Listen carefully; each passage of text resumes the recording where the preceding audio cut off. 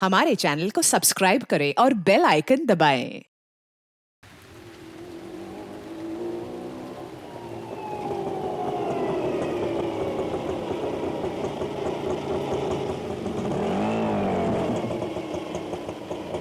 बस बस बस बस बस भैया ऑटो यहीं रोको। मेम साहब, इस जगह पे आपका क्या काम है? ये जानना तुम्हारे लिए जरूरी नहीं है। जाओ, जहाँ रुकने के लिए बोला वहाँ वेट करो। ठीक है, जैसी आपकी मर्जी।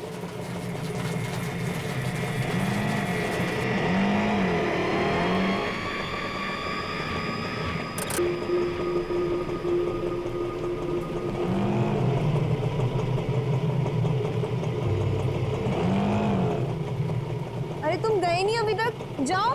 जी मेम साहब।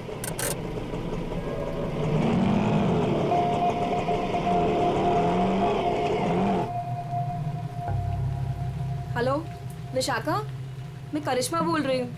मैं एमजी रोड के यहाँ कंस्ट्रक्शन बिल्डिंग पे खड़ी हूँ। मुझे तुमसे तुम्हारी शादी के बारे में बहुत ज़रूरी बात करनी है।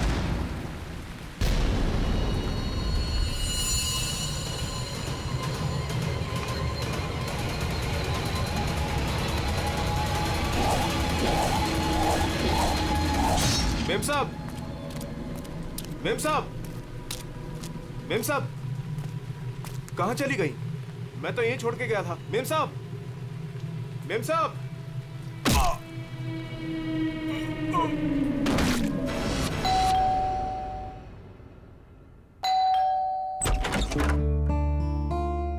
अरे आप इतनी जल्दी आ गए ऑफिस से? हाँ, आज काम कुछ कम था। ये लो, आते आते तुम्हारे लिए कुछ साग सब्जियां लाया हूँ और इसे फ्रीजर में रख दो।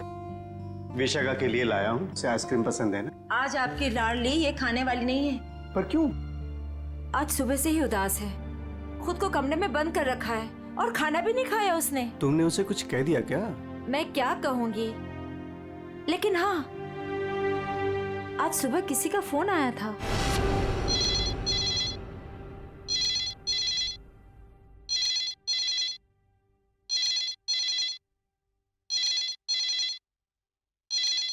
हेलो। हेलो, विशाखा बोल रही हो? जी हाँ, विशाखा बोल रही हूँ।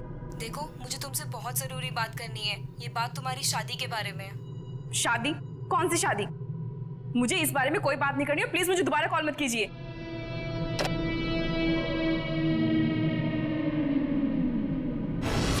अरे इतनी मुश्किल से तो 2 हफ्ते पहले टूटी हुई शादी को भूल पाई थी, और फोन करके उसके जख्म किसने हरे कर दिए? बहुत पूछा मैंने कि किसका फोन था, लेकिन रोई जा रही है, जवाब ही नहीं दे रही है। मैं देखता हूँ, तुम चिंता मत करो। विशाखा, विशाखा बेटे, विशाखा बेटे, दरवाजा खोलो। विशाखा, दरवाजा खोलो। विशाखा! ये दरवाजा क्यों नहीं खोल रही है? रोने की आवाज भी नहीं आ रही। कहीं उसने कुछ? अरे तुम विशाखा को नहीं पहचानती क्या? वो ऐसा कुछ नहीं करेगी। विशाखा बेटा, दरवाजा खोलो बेटे।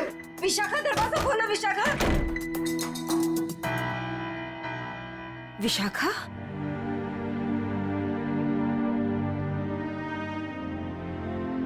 विशाखा बेटे, वो शादी वाले फोन कॉल से चिंता में है ना तू? हाँ पापा, काश मैंने उस गलत लड़के से शादी की जिद न की होती। मेरी वजह से आप लोगों को कितना अपमान सहना पड़ा। अरे नहीं बेटी, ऐसा कुछ नहीं है। उस लड़की के साथ तेरी शादी नहीं हुई, ये तो बड़ी अच्छी बात है। उस परिवार से तू बच गई बेटे। हाँ। और फिर हमारे इस लाडो के लिए इस शहर में कोई लड़की की कमी है क्या? हाँ? और क्या, हमारी विशाखा है इतनी प्यारी कि कोई भी लड़का इसे देखते ही पसंद कर लेगा। नहीं माँ, इस बार अपनी पसंद पे भरोसा करके मैं कोई गलती नहीं करना चाहती। आप लोगों की पसंद पे ही मेरी मंजूरी है। अरे हाँ सरिता, कल ठीक 3 बजे लड़के वाले विशाखा को देखने आ रहे हैं, तुम तैयार रहना। आपने पहले क्यों नहीं बताया? ओहो श्रीमती जी, तो अब तो बता दिया ना। हाँ? पापा, मुझे भगाने की बहुत जल्दी है ना आपको? मैं क्यों नहीं, अब इसकी शादी हो जाएगी तो इस कमरे को मैं अपना स्टडी रूम बना लूंगा। अच्छा, तो मैं भी अपना रूम लॉक करके जाऊंगी ससुराल।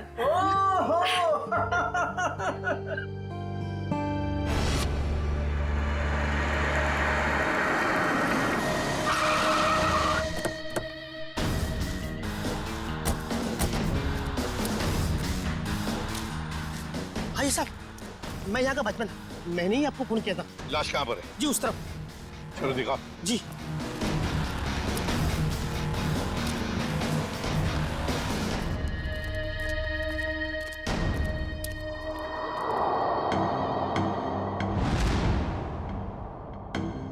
ये ईंटें निकालो।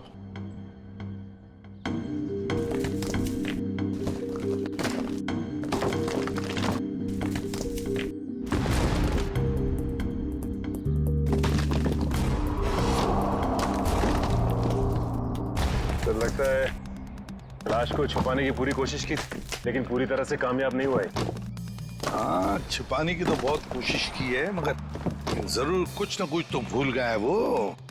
कोई ना कोई सुराग तो हमें जरूर मिलेगा। वैसे लाश ज्यादा पुरानी नहीं दिख रही है। एक काम करो, बाहर निकालो इसे आराम से, संभल के।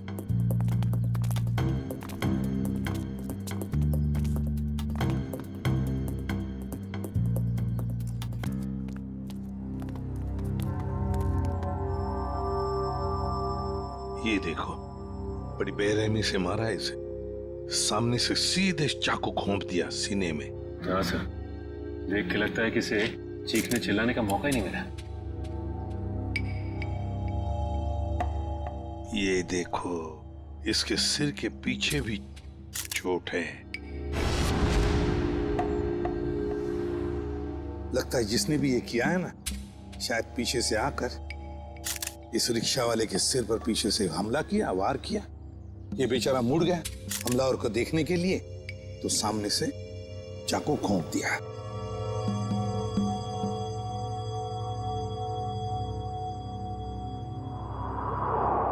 जेब में कुछ भी नहीं। लेकिन सर, कोई रिक्शा वाले को क्यों मारेगा?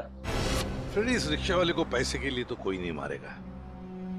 हो सकता है इस रिक्शा वाले का किसी के साथ झगड़ा वगड़ा हुआ होगा या आपसी दुश्मनी हो, लेकिन अगर इसकी लाश यहाँ पर है, रिक्शा कहाँ पर होगी?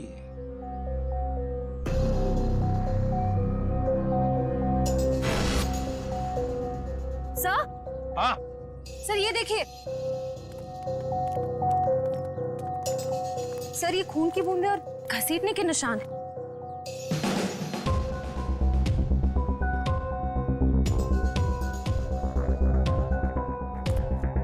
ये देखो, लगता है जिसने भी ये किया है, इस रिक्शा वाले को यहाँ से घसीट कर वो लेकर गया वहां ईंटों में छुपाने के लिए। वो क्या है?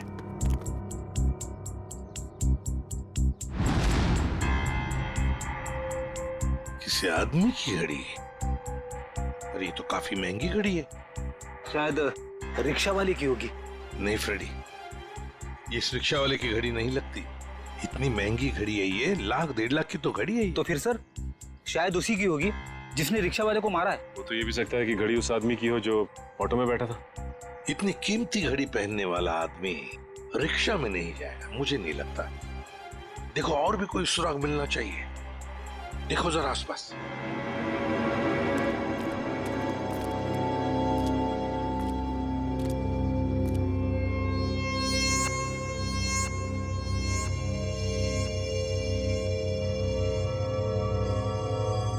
अरे सर, कुछ मिला? हाँ सर, किसी लड़की की ये डायमंड इयररिंग मिली है, यहाँ नीचे गिरी हुई थी। इयररिंग? इसका तो एक ही मतलब हो सकता है, जब ये हादसा हुआ तब कोई लड़की यहाँ पर मौजूद थी। तो खून लड़की ने किया? सचिन, पता नहीं खून किसने किया, लड़की ने या और किसी ने, लेकिन एक बात तो जरूर है कि ये लड़की उस रिक्शा वाले के साथ मौजूद थी। सर, हो सकता है ये लड़की उस ऑटो वाले की सवारी थी। लेकिन लड़की यहाँ ऐसी जगह क्या करने आई थी? कुछ ना कुछ तो और ही चक्कर है। जो भी हो, उस हादसे में जरूर हाथापाई हुई होगी, जिसकी वजह से वहां पर वो घड़ी मिली और अब ये इयररिंग। ये केस तो बहुत पेचीदा हो गया। इतने सारे सवाल लेकिन जवाब इतने कम। सारे सवालों का जवाब इसी बिल्डिंग में है। इस बिल्डिंग को अच्छी तरह से छान मारते हैं। Let's go.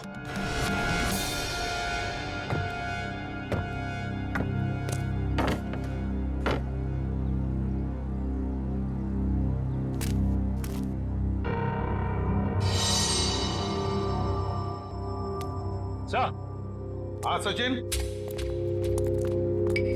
क्या हुआ? ये देखिए सीढ़ियों पे खून की बूंदें। हाँ, ये देखो। सर ये तो बहुत ही अजीब बात है, लाश वहां पर और खून की बूंदें यहाँ। मुझे तो कुछ और ही आ रहा है दिमाग में। कहीं और एक लाश तो नहीं इस बिल्डिंग में? ऊपर चलकर देखते हैं, देखते ये खून के धब्बे कहां तक है।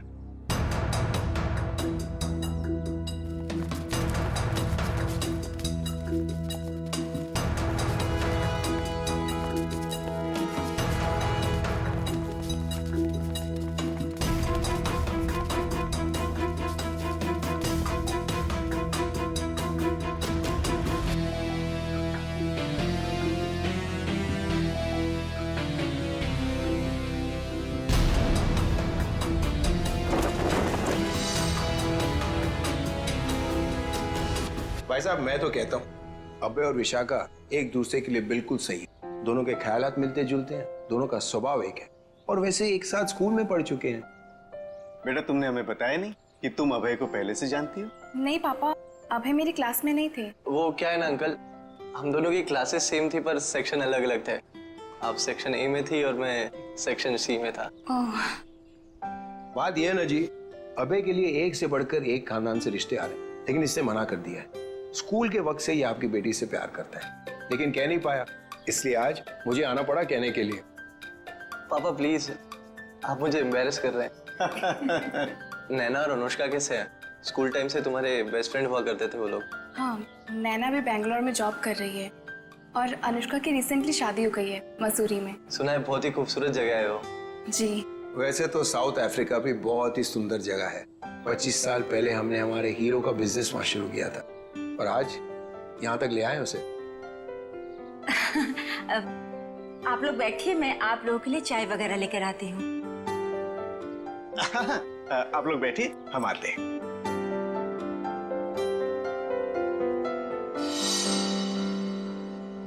क्या बात है सरिता, क्या हुआ?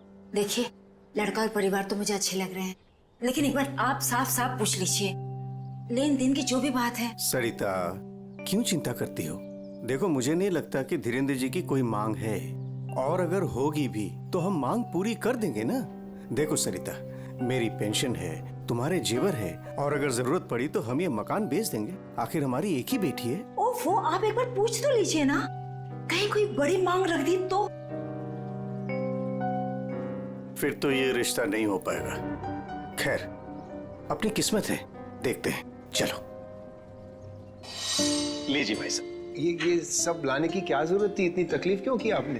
अरे क्या कहते हैं भाई साहब, ये तो कुछ भी नहीं है, ये तो आपको लेना ही पड़ेगा। चाय लीजिए। ये लो बेटे।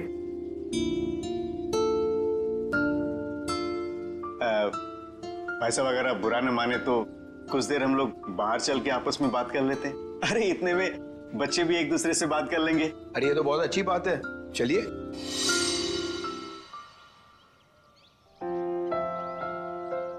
भाई साहब, आपका बेटा हमें बहुत पसंद है। मुझे भी बिल्कुल विशाखा जैसी बहू चाहिए थी। अगर विशाखा अभय को पसंद करे। उसकी फिक्र आप मत कीजिए, हमारी मंजूरी में ही उसके यहाँ है। ये तो बड़ी अच्छी बात है, तो मैं बात पक्की समझूं? जी जरूर। धीरेन्द्र जी, अगर आपकी कोई मांग हो तो आप मुझे। ये कैसी बात कर ली आप लोगों ने? अरे भाई, भगवान का दिया हुआ सब कुछ है हमारे पास। आपकी बेटी सिर्फ 2 जोड़ी कपड़ों में चाहिए, ये आप कर पाएंगे या नहीं? मुझे समझ में नहीं आता कि मैं आपका ये कर्ज कैसे चुका पाऊंगा। लेकिन हमारी एक शर्त है। शर्त? ये शादी 2 दिनों में हो जानी चाहिए। 2 दिनों में शादी की तैयारियां हम कैसे कर सकते हैं? देखिए, ये हमारी एक ही बेटी है, हम चाहते हैं कि उसकी शादी बड़े धूमधाम से हो, इसलिए थोड़ा अगर आप हमें वक्त दे दे तो। देखिए भाई साहब, मैं आपकी बात समझता हूँ, लेकिन 3 दिनों के अंदर मुझे साउथ अफ्रीका पहुंचना है। सिर्फ मेरे बेटे की वजह से मैं अपना पूरा कारोबार छोड़ के आया हूँ। अगर आप ये नहीं कर पाओगे तो ये रिश्ता नहीं होगा। हाँ? सोच लो आप लोग।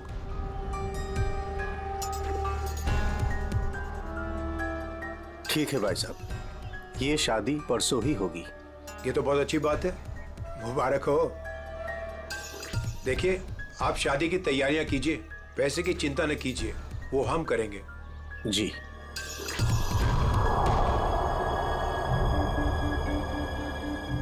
कैसे? तुम चिंता मत करो सरिता, भगवान की जो मर्जी है वही होगा। चलो शादी की तैयारी करते हैं।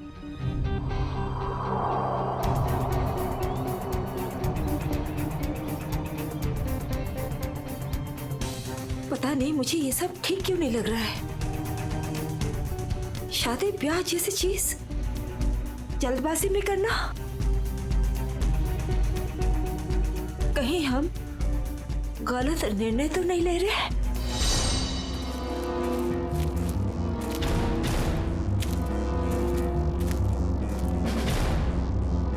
सर, इस लड़की का चेहरा तो पूरी तरह से बिगड़ चुका है। इसकी पहचान करना बहुत मुश्किल होगा। तो सर, लड़की के पास से ना ही कोई आइडेंटिफिकेशन मिला है, ना ही कोई मोबाइल। तो लाश को देख के लगता है कि इसकी और उस ऑटो ड्राइवर की मौत लगभग एक ही वक्त हुई है सर।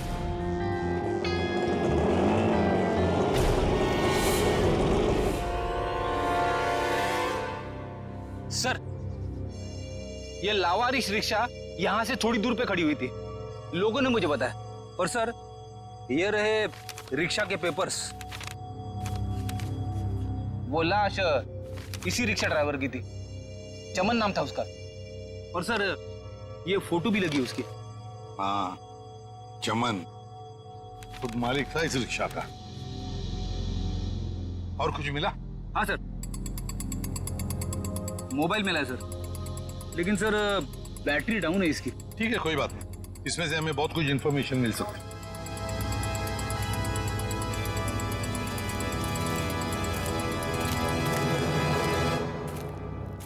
वॉचमैन होना यहाँ के। कैसी ड्यूटी करते हो? दो खून हुए यहाँ पर। साहब जी, ये सब कैसे हुआ? मुझे नहीं पता चला। चुप, नाटक बंद। जरा याद करके बताओ, क्या कोई आया था यहाँ पर इस रिक्शा में से? कोई नहीं आया था इस रिक्शा से। ये कैसे हो सकता है? हाँ? कोई बिल्डिंग से ऑटो दूर क्यों खड़ा करेगा? बताओ कौन आया था? हाँ साहब जी, याद आया, जब मैं खाना खाने गया था ना, जरूर कोई आया होगा। झूठी करते हो।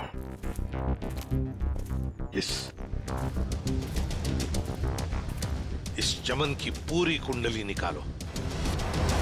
हाँ अभिजीत सर, वो ऑटो वाले के फोन की डिटेल मिल गई है सर। ये 11 बजे के करीब ममता नगर से निकला और 11:30 बजे जेल स्टेशन पे पहुंच गया। ये MG road under construction building पे कब पहुंचा? सर 12:30 बजे। जेल स्टेशन से सवारी लेने के बाद 12:40 पे उस जगह पे मिला था जहां पे वो ऑटो खड़ा मिला था। मतलब जेल स्टेशन से उसने सवारी उठाई, तो फिर अभिजीत उस वक्त दो मोबाइल फोन होंगे उस रिक्शा में, एक रिक्शा वाले का और शायद इस सवारी का भी। हाँ सर, मोबाइल कंपनी वालों ने बताया कि रिक्शे वाले के मोबाइल के साथ साथ एक और मोबाइल ट्रैवल कर रहा था। जयवंती और पेटी लगे हैं उसका डिटेल निकालने में। चलो अच्छा। अब देखना यह है कि सर वो सवारी विक्टिम थी या मुजरिम। सर, हाँ सर, वो जो ऑटो की सवारी का मोबाइल नंबर था वो दिल्ली का नंबर है और किसी करिश्मा के नाम पे रजिस्टर्ड है। दिल्ली? अच्छा, इस करिश्मा के बारे में और कुछ पता चला?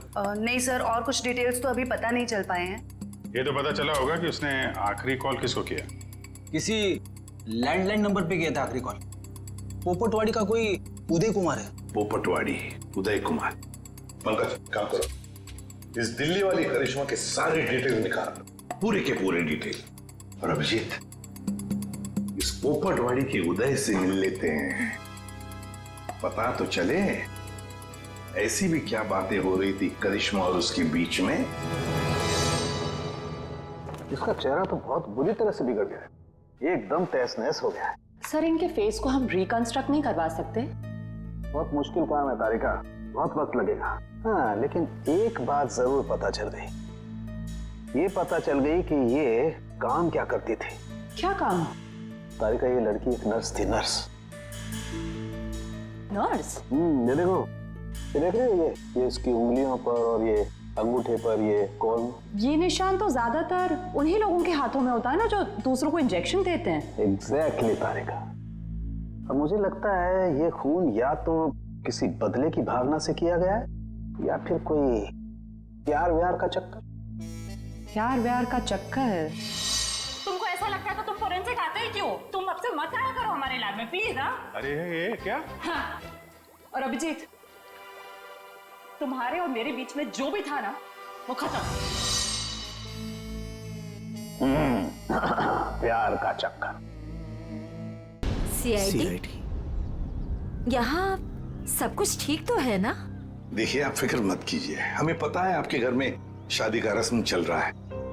लेकिन देखिए बात कुछ ज्यादा नहीं है, सिर्फ 2 मिनट की बात है। एक बात बताइए, कल लैंडलाइन पे कोई अनजान फोन आया था? हाँ, मेरी बेटी विशाखा ने फोन उठाया था। जरा बुलाइए ना विशाखा को। विशाखा बेटी 1 मिनट इधर आना। हाँ जी, 1 मिनट।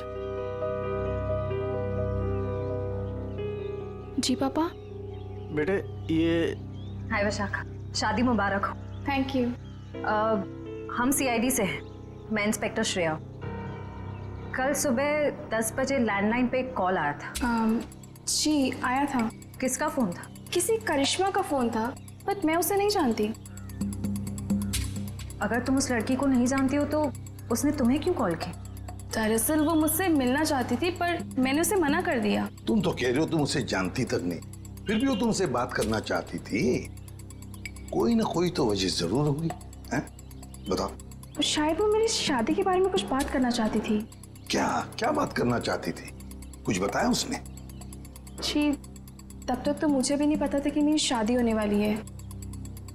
वो शायद मेरी पिछली शादी के बारे में बात करना चाहती थी। मतलब विशाखा, तुम्हारी पहले भी एक शादी तय हो चुकी थी जो टूट चुकी है।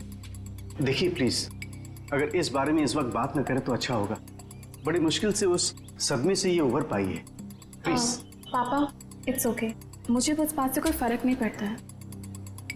पर आप इस फोन कॉल के बारे में मुझसे इतने सवाल क्यों पूछ रहे हैं? दरअसल बात यह है कि करिश्मा नाम की उस लड़की का। एक मिनट में समझाता हूँ। देखिए ये करिश्मा जिसने फोन किया था यहाँ पर, हम उससे मिलना चाहते हैं एक केस के सिलसिले में। ये करिश्मा कोई मुजरिम है क्या? क्या इसने कोई जुल्म किया है और ये मुझसे क्यों बात करना चाहती है? देखो करिश्मा मुजरिम है या नहीं ये अब तक तय नहीं हुआ है। खैर छोड़ो, आप लोग शादी की तैयारियां करो। और विशाखा, हम सब की तरफ से शादी मुबारक हो। Thank you.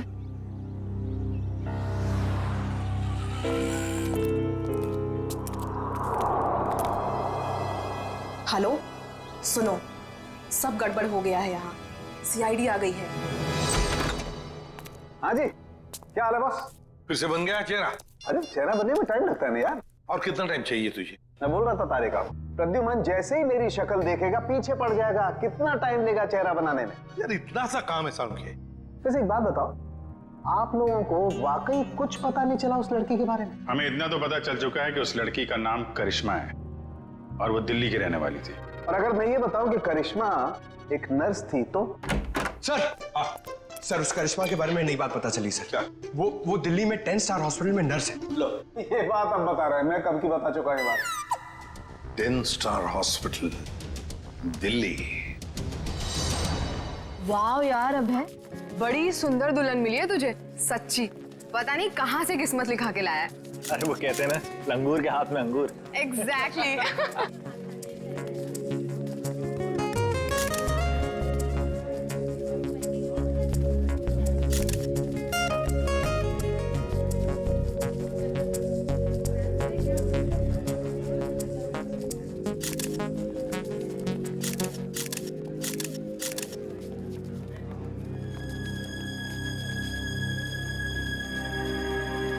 उदय जी आप रो रहे हो, सब ठीक तो है ना? ये तो खुशी के आंसू हैं। आज अपने बेटी को दुल्हन बना जो देख पा रहा हूं मैं, इसलिए। आपसे कुछ बात करनी थी। हाँ हाँ, तो कहिए ना। यहाँ कहना ठीक नहीं होगा, जरा अंदर चलिए ना। क्यों, हमसे शादी में कुछ कमी रहेगी है क्या? नहीं नहीं नहीं, वो सब ठीक है, A1। देखिए सारे मेहमान आ रहे हैं, अगर हम यहाँ से चले गए तो कुछ परेशानी हो जाएगी। फेरे हो जाए, उसके बाद दोनों बैठ करके बातें करते हैं। देखिए मेहमानों को छोड़िए, आप अंदर चलिए, वरना ये शादी नहीं होगी।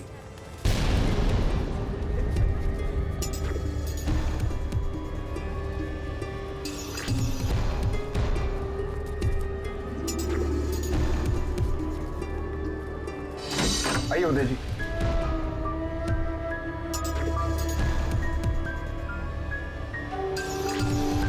धीरेन्द्र जी, बात क्या है आप बताइए ना। देखिए मेरी परेशानी बढ़ती जा रही है। अरे भाई, परेशान होने की कोई बात नहीं, एक छोटी सी रिक्वेस्ट है। कैसी रिक्वेस्ट? आपको याद है मैं आपके घर आया था आपकी बेटी को देखने, और मैंने आपको कहा था मुझे दहेज बिल्कुल नहीं चाहिए। जी मुझे अच्छी तरह से याद है, आपने कहा था कि आपको दहेज नहीं चाहिए। तो अब क्या चाहिए आपको? मैं अपनी जुबान का पक्का हूँ, कहा ना दहेज नहीं चाहिए, दहेज नहीं लूंगा। हाँ मगर आपको दहेज नहीं चाहिए तो क्या चाहिए?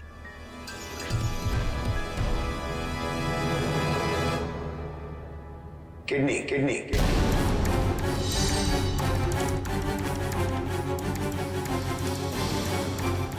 किडनी? पर किसकी? मैं शायद आपको बताना भूल गया कि मेरी तबीयत दरअसल ठीक नहीं रहती, और जल्द से जल्द अगर किडनी ट्रांसप्लांट नहीं हुआ तो मैं ज्यादा दिन नहीं बच पाऊंगा। Kidney transplant? देखिए, आपकी बेटी की शादी है और कुछ ही दिन बाद उसका ससुर यानी कि मैं मर जाए तो आपको कैसा लगेगा?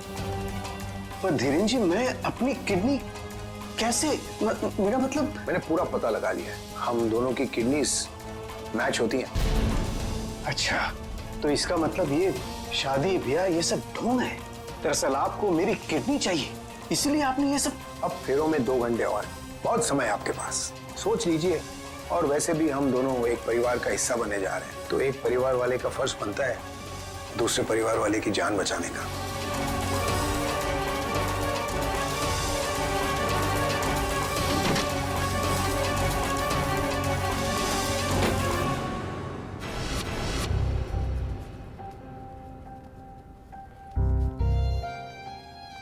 आपको दहेज नहीं चाहिए तो क्या चाहिए? Kidney kidney kidney.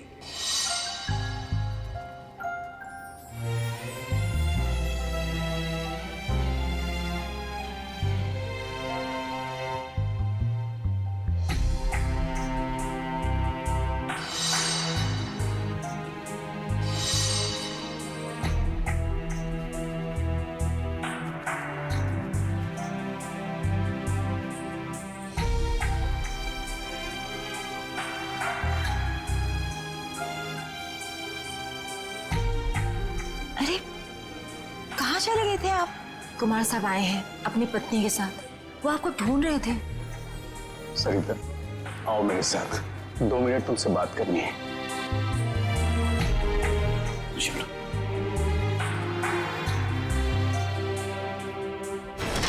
आओ सरिता।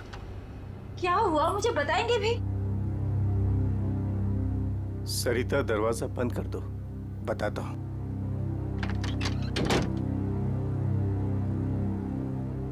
अभी तो बताइए, मुझे बहुत घबराहट हो रही है। धीरेन्द्र जी ने मुझसे कुछ मांगा है। पता था मुझे कि ये शादी दहेज लिए बिना हो ही नहीं सकती।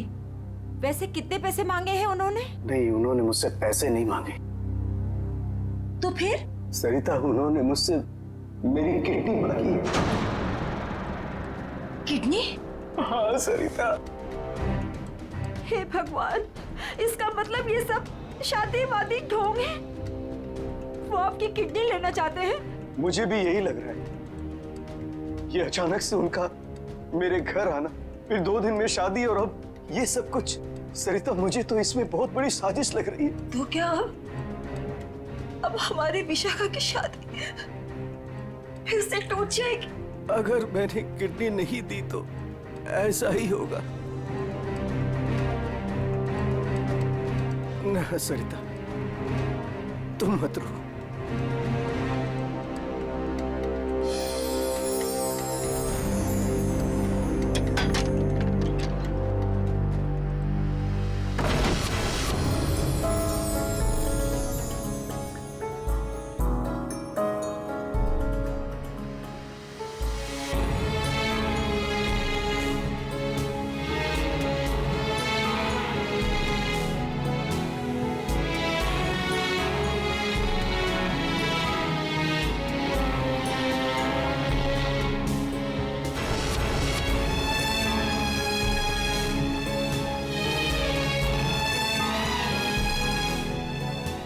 सारे मेहमान आ चुके हैं, और अगर इस बार भी हमारी विशाखा की शादी नहीं हुई तो वो पूरी तरह टूट जाएगी। एक जख्म तो वो पहले ही खा चुकी है, लेकिन अब दोबारा वो बर्दाश्त नहीं कर पाएगी। मैं जानता हूं सरिता, तुम ठीक कह रही हो, इसलिए मैंने सोच लिया है, मैं अपनी किडनी दूंगा। हाँ सरिता। नहीं, अगर आपने किडनी दे दी तो आपका क्या होगा? मुझे कुछ नहीं होगा सरिता। और वैसे भी इंसान के शरीर में 2 किडनियां होती हैं, जिससे उसका शरीर चलता है, लेकिन फिर भी इंसान एक किडनी के सहारे जी सकता है। मुझे ये सब कुछ ठीक नहीं लग रहा है। अगर कुछ ऊंच नीच हो गई तो मैं आपको खोना नहीं चाहती हूँ। नहीं सरिता, मुझे कुछ नहीं होगा, और अगर मुझे कुछ हो भी गया तो कम से कम मेरी आत्मा को ये सोचकर संतुष्टि तो मिलेगी ना कि मैंने अपनी बच्ची की खातिर उसके पैदाइश से लेकर के उसकी शादी तक सब कुछ किया। प्लीज।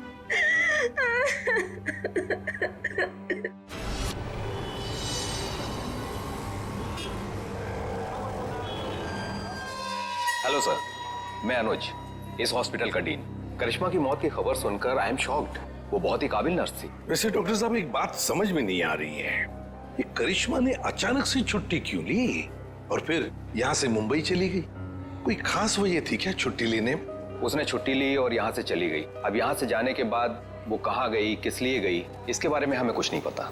देखिए, हम लोग करिश्मा के घर गए थे, लेकिन वहाँ से कोई ज्यादा जानकारी मिली नहीं है। क्या आप बता सकते हैं कि यहाँ पे करिश्मा को कोई सामान वगैरह पड़ा है? आप चाहें तो करिश्मा का लॉकर देख सकते हैं। जी हाँ, जरा दिखाइए लॉकर। आइए। चलिए। अरे सर, इस लॉकर को देखकर मुझे मेरी नानी की अलमारी याद आ गई। वो भी अपना सारा सामान ऐसे ही ठूस ठूस के रखती थी। सर, ये तो किसी मरीज की मेडिकल रिपोर्ट है। किसकी फाइल है ये? दे उदय कुमार। उदय?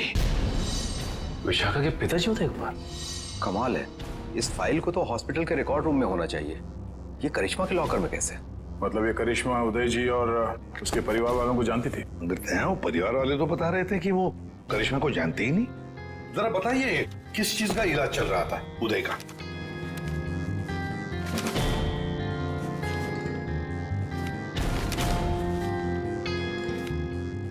क्या डॉक्टर साहब, आपके चेहरे का रंग उड़ा हुआ क्यों है? उदय जी को फूड पॉइजनिंग थी और उनके सारे टेस्ट किडनी के करवाए गए हैं। क्या? यार ये क्या चक्कर है? नहीं नहीं नहीं दया, कुछ न कुछ तो गड़बड़ जरूर है, कुछ न कुछ तो गड़बड़ है। अच्छा डॉक्टर साहब, इस करिश्मा का बर्ताव कुछ अजीब लगा आपको? मतलब कुछ गड़बड़ लगा आपको कभी? नहीं, ऐसा तो कुछ भी नहीं लगा। सर, ये देखिए। माय गॉड, तो ये बात है। क्या बात है उदय?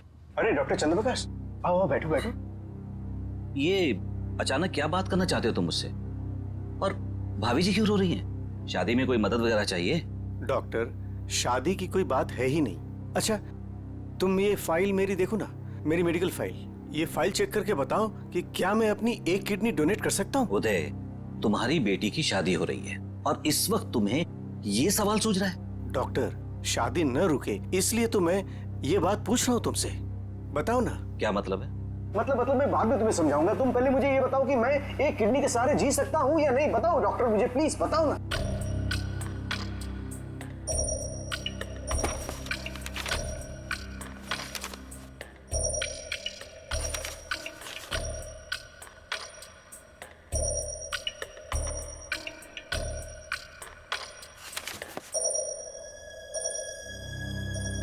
डॉक्टर, रिपोर्ट ठीक तो है ना? क्या हुआ चंद्रप्रकाश, बताओ ना कुछ मुझे।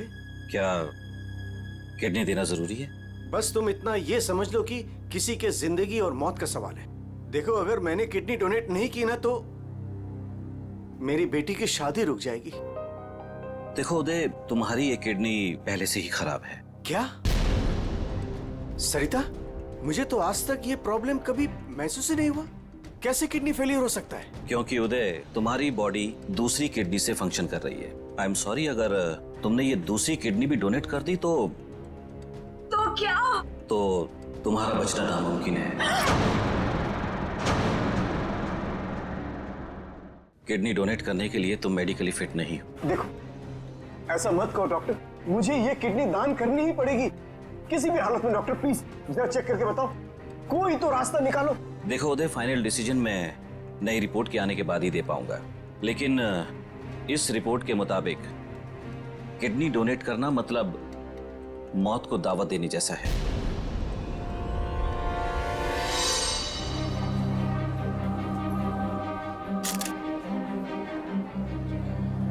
आओ। क्या हुआ माँ? आप परेशान लग रही हैं। नहीं, ऐसी कोई बात नहीं, फेरे का समय हो गया है। आओ।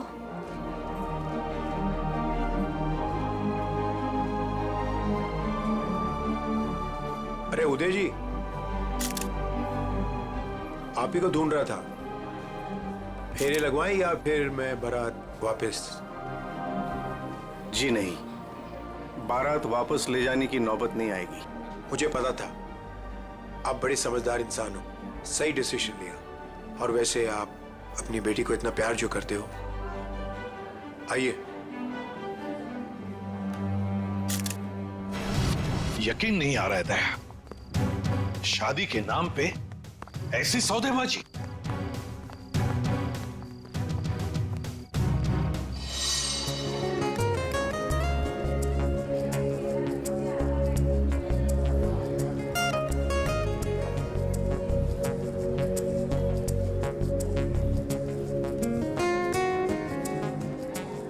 रुक जाइए। सरिता जी, उदय जी कहाँ है? वो तो यही। कहाँ है उदय जी? यही तो थे, कहाँ चले गए? आप लोग यहाँ फिर से, क्या हुआ? हमारा उदय जी से बात करना बहुत जरूरी है, जरा बुलाइए उन्हें। उदय जी! उदय जी! कहाँ गए उदय जी? बुलाइए। मम्मी, पापा कहाँ चले गए? आपके पापा कहाँ हैं? इसका जवाब अब ये देंगे धीरेन्द्र जी। क्यों धीरेन्द्र जी, जवाब देंगे ना? मुझे कुछ नहीं पता।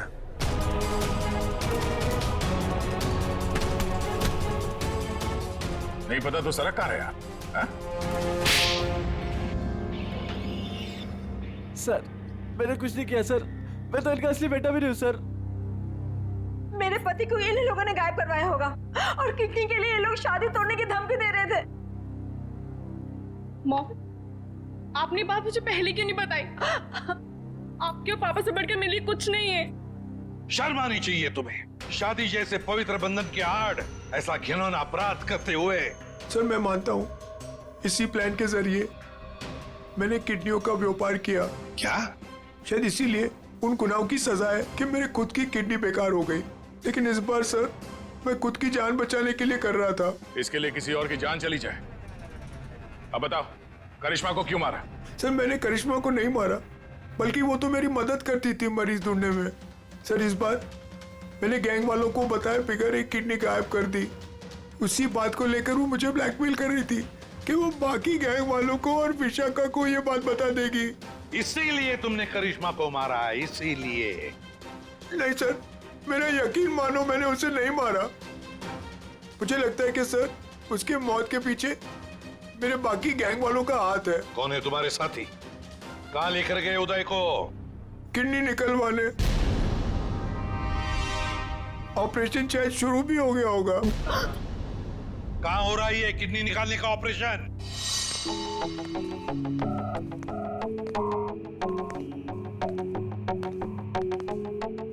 चल डॉक्टर, ऑपरेशन शुरू कर। देखो, तुम जो ये कर रहे हो ना, ठीक नहीं कर रहे हो। बकवास बंद कर और अपना काम कर जल्दी।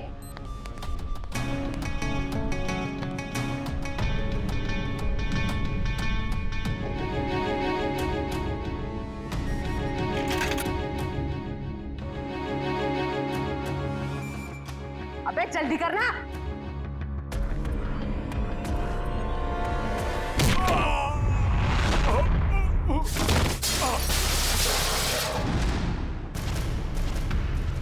कौन है वहां?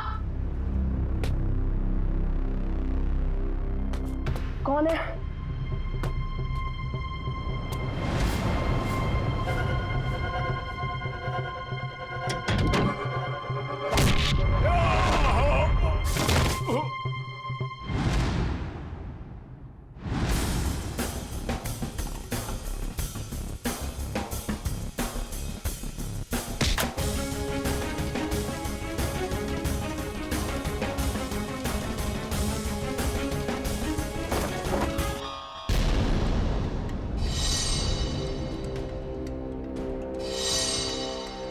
अपने जुर्म का इनाम तो लेती जाओ।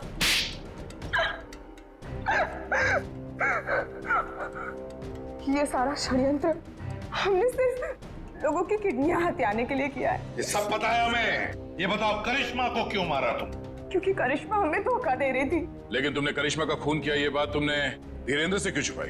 ताकि जब धीरेन्द्र किडनी ट्रांसप्लांट के लिए ऑपरेशन थिएटर में आए तो वह उसे आराम से मार सके, ताकि वो खून ना लगकर एक हादसा लगे। और उदय की किडनी तुम ऊंचे दाम में बेचना चाहती थी, क्योंकि उदय का blood group Bombay blood group है, एक रेयर ब्लड ग्रुप है ना? यही प्लान था सर, लेकिन आप सीआईडी वालों की वजह से वो सब चौपट हो गया।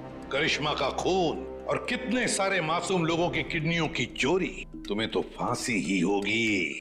इतना काफी है तुम्हें फांसी के फंदे तक पहुंचाने के लिए। जयवंती, ले जाओ इसे। सर।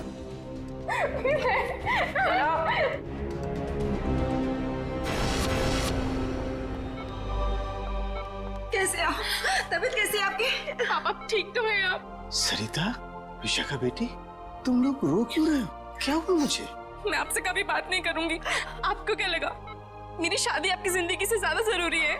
ऐसी कोई बात नहीं। दरअसल मैं और सरिता, हम तो सिर्फ तुम्हारी खुशी चाहते हैं बेटे। मेरी खुशी आपसे है, आपसे है।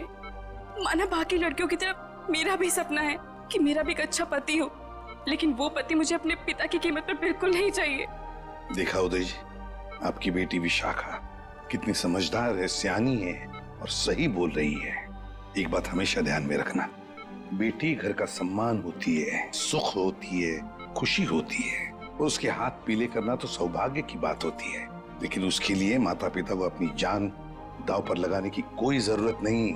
एसीपी साहब, मैं आपसे वादा करता हूं, चाहे कुछ भी हो जाए, मगर मैं इंतजार करूंगा। अब की बार मैं अपनी बेटी का हाथ सिर्फ उसी को दूंगा जो इसके लायक हो। आप सबका बहुत बहुत शुक्रिया बेटी। Thank you very much.